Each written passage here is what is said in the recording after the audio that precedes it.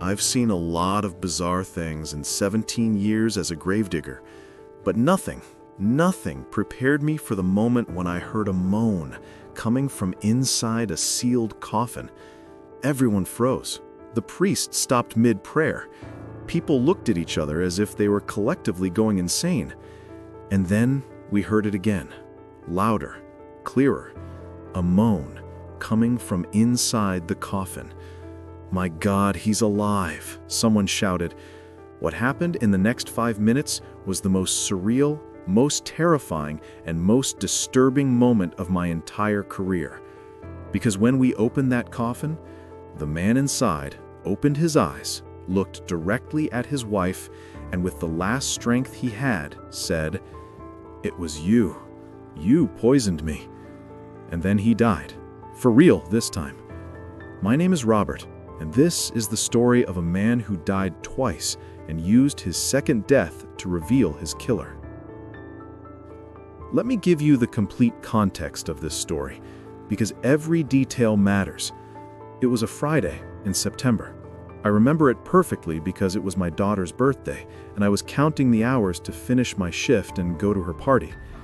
The wake was for Mr. Harold Brennan, 56 years old, businessman. He had a construction supply store in town. Well-known man, respected, one of those people everyone greets on the street. The cause of death, according to the death certificate I had seen, was acute myocardial infarction. He died at home during the early morning. His wife, Mrs. Vivian, had found him in bed in the morning, already lifeless. Normal wake, no autopsy, family doctors certified natural death, everything by the book. Mrs. Vivian had arrived early, woman in her early 50s, well-dressed, makeup impeccable even with red eyes from crying. She was accompanied by their 2 children, Marcus, about 30 years old, and Julia, about 25. What caught my attention? The family seemed tense. Not sad, tense. There's a difference. At wakes, you see pure sadness, longing, that pain that hurts in the soul. But there was something different there.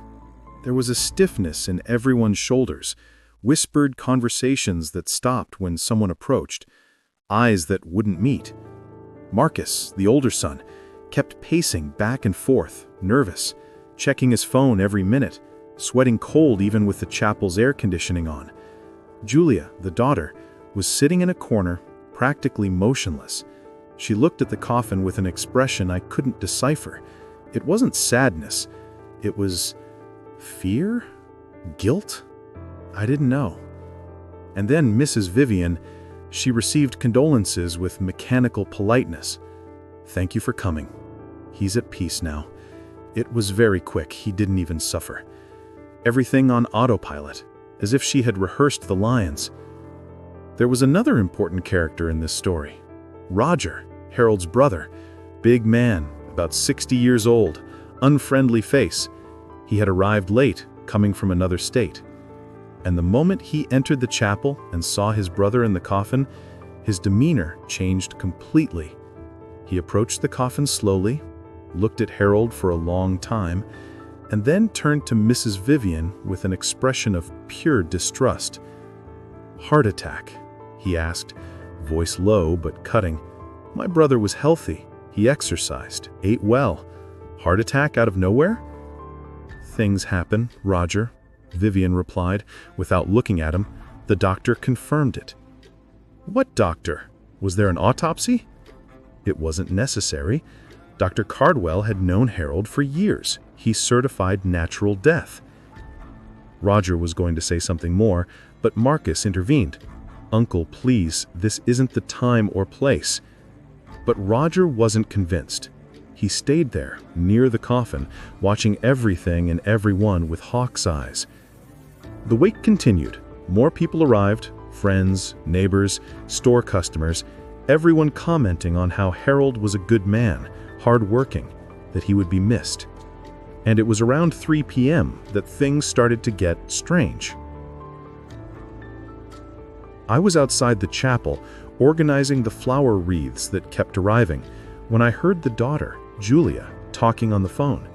She was in a corner, thinking no one was listening. I can't take it anymore. I can't stay here looking at him. Not after what we... No, I can't talk about this now. There are too many people. We'll talk later.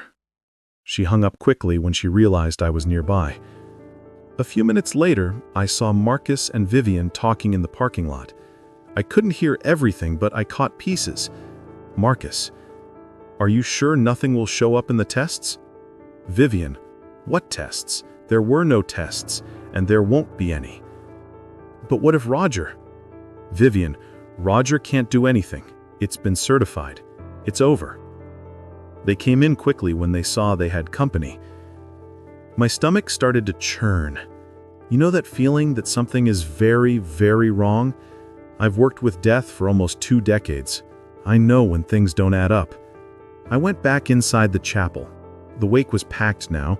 Must have been about 80, 90 people. Very hot. Too many people. The air conditioning struggling to keep up. And that's when Roger approached me. "Mr. Robert," he said quietly, "you've seen a lot of dead people, right?" "Yes, sir. It's part of the job." "And can you tell when something isn't right?" I looked at him, at those eyes full of suspicion and pain. "Depends," I replied cautiously. "Why do you ask?" "Because my brother didn't die of a heart attack. I know he didn't. I feel he didn't." "Do you have any specific reason to think that?" Roger looked around, making sure no one was listening. "My brother called me 2 days ago, said he needed to talk to me, that he had discovered something about Vivian, something serious, that he was thinking about divorcing her. Was going to tell me more details when I arrived, but then he died. Too convenient, don't you think?" Before I could answer, we heard a scream coming from the chapel. It was an elderly lady, Harold's aunt. "He moved! I saw him move his hand!" Everyone ran near the coffin. "You must have seen wrong," Vivian said, voice trembling. "He's been dead for over 24 hours. "I saw it," the elderly lady insisted. "His fingers moved." A murmur ran through the chapel, people looking at each other, uncertain. "It's just body gases," the priest tried to calm. "It's normal in corpses, nothing to worry about." But I saw the expression on Vivian's face. It wasn't sadness or confusion. It was pure panic. "Maybe we should call a doctor," Roger suggested, "just to be sure." "No. I mean, it's not necessary. He was certified. He's dead. It's just the body." But the elderly aunt wasn't satisfied. She approached the coffin again, watching carefully. "There's color in his face," she murmured. "Dead people don't have this color." And that's when it happened. A moan. Low. Muffled, but unmistakable. Coming from inside the coffin. Time stopped. Everyone became absolutely motionless, as if we had collectively turned into statues. And then it came again. Louder. A hoarse, agonized moan coming from inside the sealed coffin. "Oh my God! Oh my God! Oh my God!" someone started screaming. Several people ran out of the chapel. Others were paralyzed. A woman fainted. Roger was the first to react. He ran to the coffin and started trying to open it. "Help me! He's alive! My brother's alive!" Me and 2 other men ran to help. Our hands were shaking so much we could barely unlock the latches. "No!" Vivian screamed, trying to pull us. "Don't open it! He's dead! This is impossible!" "Get out of the way!" Roger pushed her. We finally managed to open it. And man, what I saw will haunt me for the rest of my life. Harold was in there. Eyes open, glazed, mouth half open, fingers curved as if he had tried to scratch the inside lid. But he was moving, slightly. His chest rising and falling in shallow, agonizing breaths. "Call an ambulance!" someone shouted. Get him out of there! Roger and another man grabbed Harold by the arms and tried to lift him out of the coffin. His body was limp, heavy, but he was breathing. That's when Harold opened his eyes completely. He looked around, confused, terrified, like someone waking from a nightmare.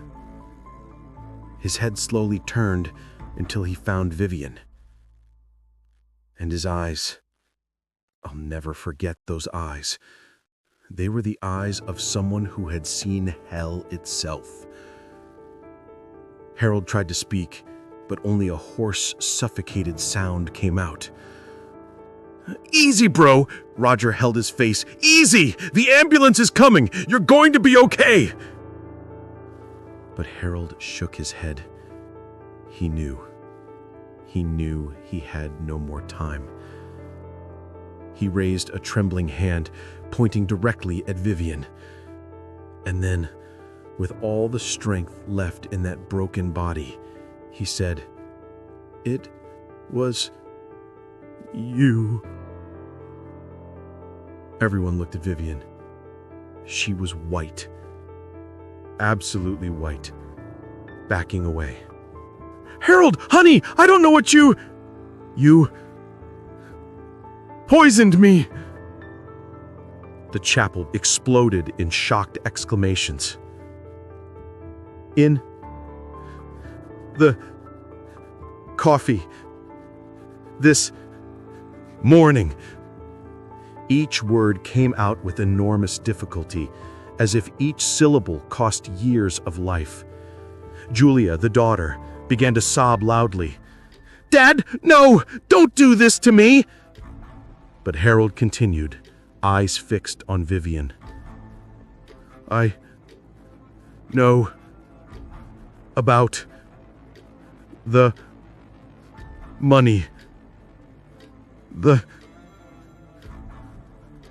lover." Vivian fell to her knees. "Harold, please, don't do this to me! I searched your messages." Marcus, the older son, was against the wall, hands on his head in total shock. Harold started coughing. Blood dripped from the corner of his mouth. "Roger," he looked at his brother, "the will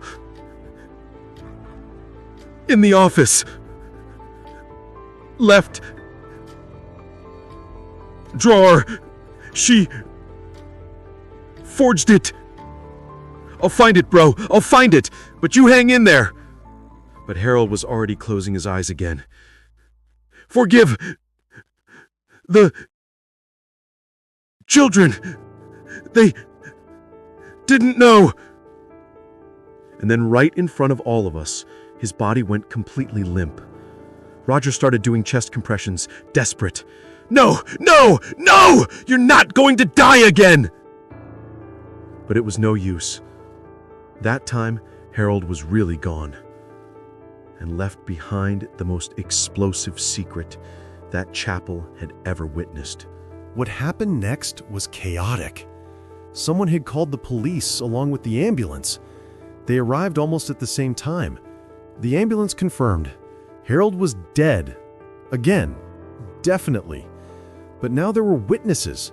More than 80 witnesses who had seen a man wake up from his own wake and accuse his wife of murder. Vivian was being restrained by 2 men. She screamed, cried, denied everything. He was delirious. He didn't know what he was saying. He was in shock. But no one believed her. The police officers isolated the scene, started interrogating people. Julia, the daughter, had a nervous breakdown. Between sobs, she began to confess. I knew something was wrong. On Thursday morning, I saw Mom putting something in Dad's coffee. I asked what it was. She said it was blood pressure medication. But I saw the bottle later, in the trash. It had no label. I should have said something. Marcus, the older son, was in mute shock, just shaking his head, repeating, it can't be, without stopping. Roger, with eyes still swollen from crying, spoke with the police. I want an autopsy, complete, and I want you to investigate his business. My brother said she forged the will. There must be more." One of the older police officers, Detective Carver, approached me. "Mr. Robert, did you hear what the deceased said?" "I did, yes, sir. Everyone heard it." "This is unprecedented.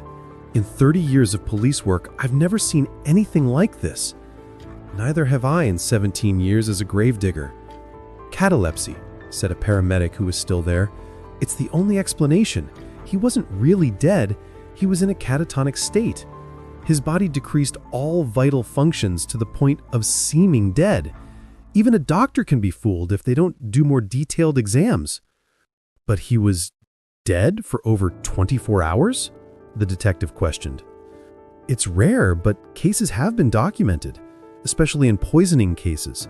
Certain toxins can induce a near-death state. The body enters a kind of forced hibernation, and sometimes the person comes back." "Long enough to be buried alive," I murmured, and a shiver ran down my spine. The detective looked at Vivian, who was being placed inside the police car. If what he said is true, she almost committed the perfect crime. Poisons her husband with something that simulates natural death, gets a death certificate without autopsy, and buries him. No one would ever know. "But he woke up," I said. "He woke up," the detective confirmed. "Trapped inside a coffin, probably terrified, knowing he was going to die for real at any moment, and used his last strength to make sure she didn't get away with it." One of Vivian's friends, who was being interrogated, told something important. Vivian was having serious financial problems. The store wasn't doing well. Harold had a high life insurance, over $500,000, and I know she was having an affair with their accountant. I saw them together a few times. The pieces were starting to fit together. The will, according to Roger's later discovery, had indeed been altered. A fake version had been created, leaving everything to Vivian. The real will divided the assets between Vivian and the children with specific clauses about the store. And the Thursday morning coffee, later analysis confirmed, it had traces of a plant-derived substance used in some religious rituals, which in high doses causes extreme paralysis and simulates death. Where did Vivian get it? From her lover, who had contacts in communities that used these substances ritually. It was all planned, coldly, calculatedly. The following days were a whirlwind. Harold was finally buried, now yes, definitely dead, in a small ceremony only with closest family. Vivian obviously wasn't present. She was in jail, awaiting trial. The autopsy revealed exactly what everyone suspected: poisoning. The toxin had caused such a deep cataleptic state that it simulated death, and then, hours later, when the effects began to diminish, his body tried to come back. But the damage was done. His heart, subjected to so much stress, ended up going into real failure. Harold technically died twice, one false, one real. Julia, the daughter, needed intense psychological counseling. The guilt of not saying anything about the unlabeled bottle consumed her. Even though therapists said she was also a victim, that she had been manipulated, she couldn't forgive herself. Marcus completely withdrew, sold his part of the store to Uncle Roger, and moved to another state. He didn't want anything anymore that reminded him of that family. Roger took over the business and created a foundation in his brother's name, dedicated to warning about abusive relationships and financial scams within marriages. And Vivian went to trial 8 months later. I was called as a witness. I had to relive that whole day, tell detail by detail what I had seen and heard.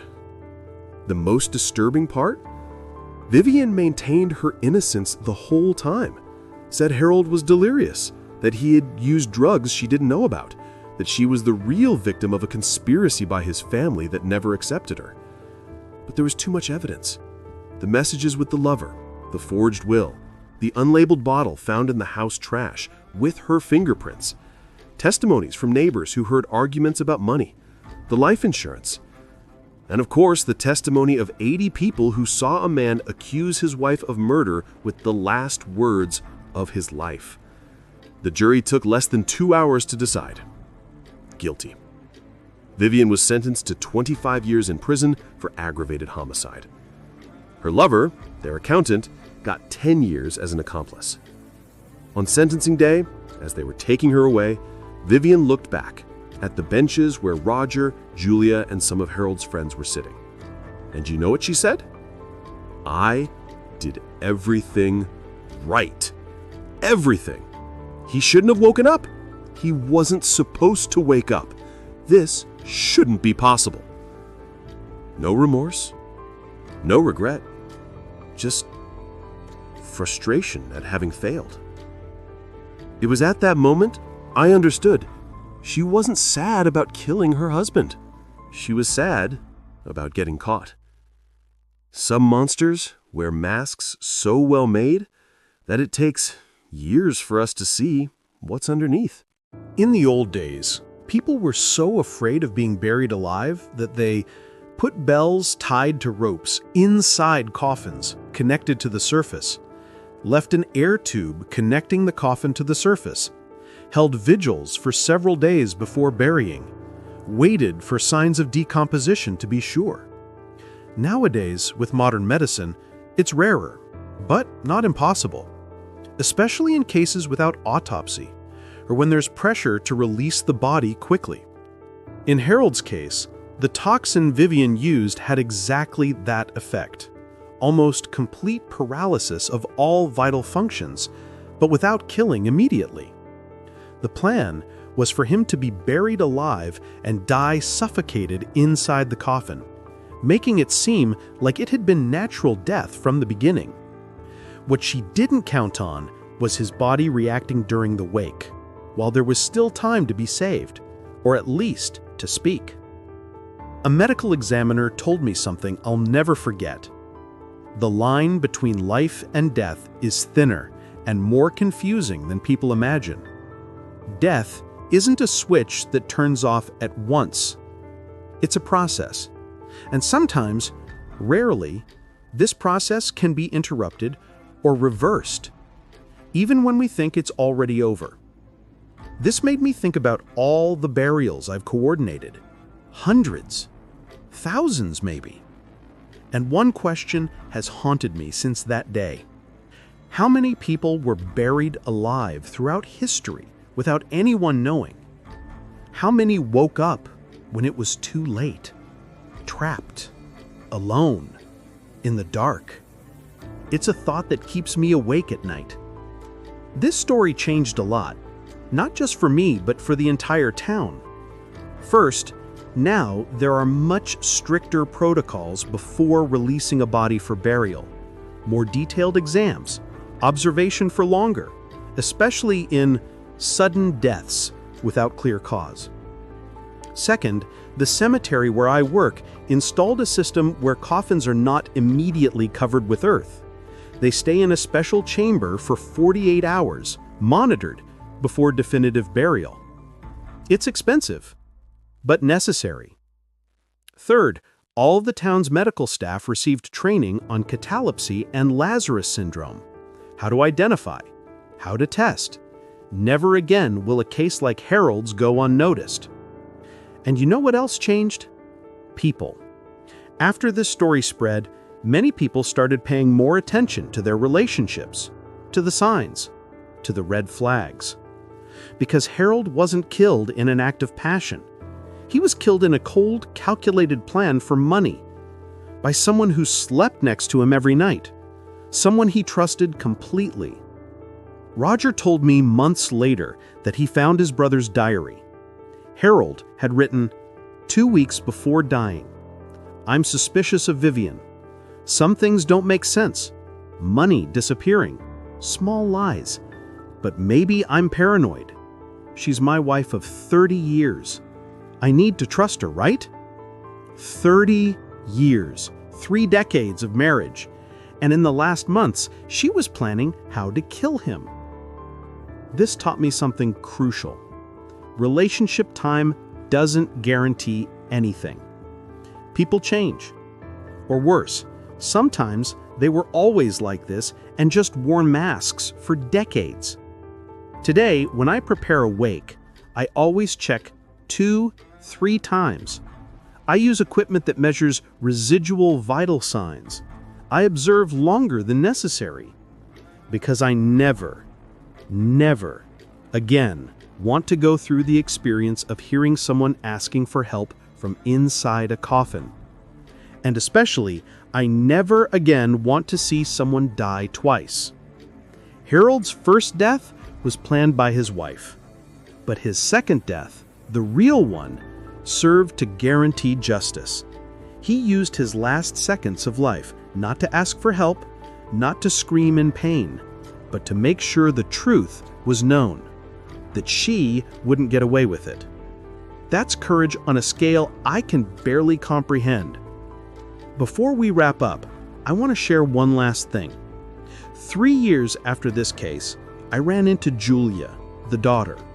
She had finished therapy, managed to forgive herself, and was working at an NGO that helps victims of psychological domestic violence. "Mr. Robert," she told me, "I spent years wondering if I could have saved my father, if I had spoken about the bottle, if I had insisted." "And what did you conclude?" I asked. "That my mother was a professional manipulator. She would have found a way to convince me, to silence me, to make it seem like I was crazy. She did that to me my whole life. I was conditioned not to question, not to suspect. So yes, I could have tried, but it probably wouldn't have changed anything. Except you would be in danger too," I completed. "Exactly. So today, I choose to use this story not to destroy myself, but to help other people, to teach the signs, to show that abuse isn't just physical. Sometimes it's slow, psychological, invisible, until the point where it becomes deadly." And she's right. If this story taught me anything, it's that we need to pay attention to the signs, to our instincts, to that voice inside that says, something's not right. Harold tried to listen to that voice, but he waited too long. Don't make the same mistake. And if you know someone who might be in an abusive relationship, whether physical, psychological, or financial, reach out. Sometimes just one conversation can save a life. Because the difference between life and death, as I learned that day in the chapel, can be measured in seconds, in words, in one last chance to speak the truth. Harold used his. Make sure you don't waste yours.